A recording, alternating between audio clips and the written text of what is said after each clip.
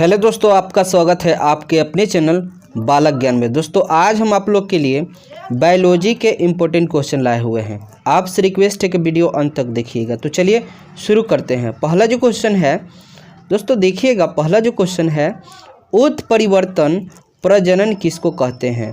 तो देखिए, जीन के अंदर आधार अनुक्रम में परिवर्तन द्वारा जो आनुवांशिक विभिन्नताएं पैदा हो जाती है यानी उत्पन्न हो जाती है उसको उत्परिवर्तन प्रजनन कहते हैं। दोस्तों समझिएगा, यहाँ जीन किसको कहते हैं। तो डीएनए जब हम खंड करेंगे, डीएनए के खंड को, क्रियात्मक खंड को जीन कहा जाता है।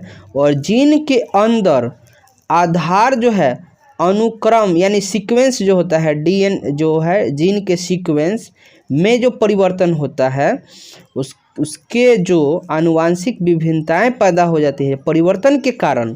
देखिए, अनुक्रम में जो परिवर्तन होता है उसके कारण आनुवांशिक विभिन्नताएं पैदा हो जाती है, उसी को उत्परिवर्तन प्रजनन कहते हैं। ठीक है, चलिए अगला समझिएगा। जैव पुष्टिकरण यानी जन स्वास्थ्य को सुधारने के लिए, यानी जन मतलब लोग को सेहत, ठीक है ना, लोग के सेहत को सुधारने के लिए विटामिन तथा खनिज युक्त उच्च प्रोटीन तथा स्वास्थ्यवर्धक वसावली प्रजनित फसलों का विकास जैव पुष्टिकरण कहलाता है। कहने का अर्थ है दोस्तों कि व्यक्ति के स्वास्थ्य सही रहे उसके लिए विटामिन वाला फसल का विकास करना, ये हमारा जैव पुष्टिकरण होता है। ठीक है, जैसे में दोस्तों देख लीजिए यहाँ विटामिन ए वाला फसल कौन सा है, तो गाजर है, पालक है, कद्दू है। और यहाँ पर विटामिन सी वाली फसल है, करेला है, सरसों है, टमाटर है, बथुआ है। और आयरन और कैल्शियम वाला जो है फसल वो है पालक और बथुआ। वहीं पे दोस्तों देखिएगा कि प्रोटीन युक्त जो फसल है मटर है, फ्रेंच बीन है, ब्रॉड बीन है और सेम है। ठीक, चलिए अगला जो क्वेश्चन है उत्तक संवर्धन।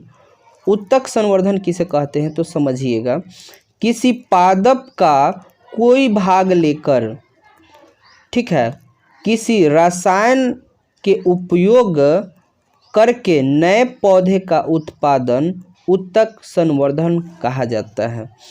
देखिए दोस्तों क्या होता है ना, मान लीजिए कोई ये पौधा है, ठीक, ये पौधा है, इसका कोई भाग हम ले लिए, ये वाला भाग काट के और इस केमिकल में हम रख देते हैं।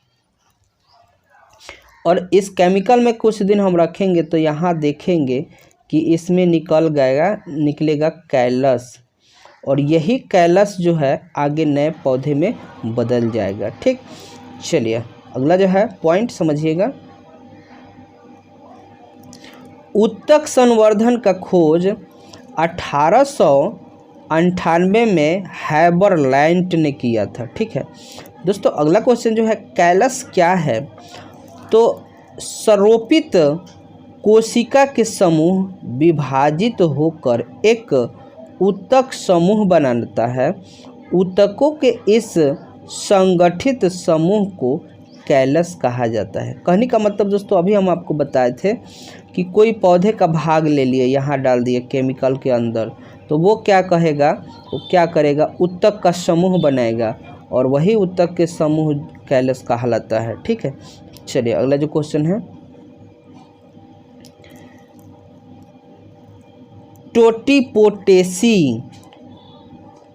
टोटीपोटेसी क्या है। तो दोस्तों देखिएगा, पौधे की प्रत्येक कोशिका में एक नए पौधे का जन्म देने की क्षमता होती है। इसी क्षमता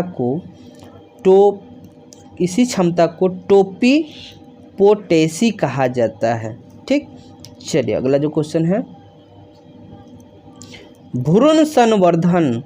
देखिए, विकसित हो रहे बीजों से भ्रूण को निकालकर उसे पोषण माध्यम कर उगाने की विधि को भ्रूण संवर्धन कहा जाता है। दोस्तों समझिएगा फिर से, यहाँ पर क्या है किसी विकसित हो रहे बीज, मान लीजिए कोई बीज है, किसी पौधे का बीज है, वो विकसित हो रहा है, तो उसको क्या किया जा रहा है कि भ्रूण से निकाल कर उसे पोषण में, मतलब किसी माध्यम में रख कर और उसको उगाने की विधि को, यानी उसके नए पौधे बनाने की विधि को क्या भ्रूण संवर्धन कहा जाता है। ठीक, चलिए अगला जो क्वेश्चन है परागकोश संवर्धन। तो देखिए जब परागकोश को पोषक माध्यम पर संरोपित किया जाता है, जब परागकोश को पोषक माध्यम पर संरोपित कर अगुणित पौधे प्राप्त किए जाते हैं, इस विधि को परागकोश संवर्धन कहते हैं। चलिए अगला जो क्वेश्चन है कायिक संकर। कायिक संकर क्या है? तो दो कायिक के युग्मन में जो हाइब्रिड बनता है उसे कायिक संवर्धन संकर कहते हैं। दो कायिक के युग्मन से जो हाइब्रिड बनता है उसे कायिक संवर्धन कहते हैं। चलिए अगला जो क्वेश्चन है जीव द्रव्यक। जीव द्रव्यक दोस्तों समझिएगा, पौधों की कोशिकाओं से जो कोशिका भित्ति को अलग कर दिया जाता है तब उस नग्न कोशिका को जीव द्रव्यक कहते हैं। ठीक है, चलिए अगला जो क्वेश्चन है क्लोनल क्वेश्चन जो है क्लोनल प्रोपेगेशन क्या है? तो देखिएगा अलैंगिक प्रजनन के द्वारा अलैंगिक जनन के द्वारा समान आनुवंशिक गुणों वाले पौधे बनाए जाते हैं जिन्हें क्लोनल प्रोपेगेशन कहते हैं। ठीक है, चलिए अगला क्वेश्चन है सूक्ष्म प्रजनन माइक्रो प्रोपेगेशन किसको कहते हैं? माइक्रो प्रोपेगेशन किसको कहते हैं? तो पात्र संवर्धन क्लोनल को सूक्ष्म प्रजनन माइक्रो प्रोपेगेशन कहते हैं। चलिए अगला जो क्वेश्चन है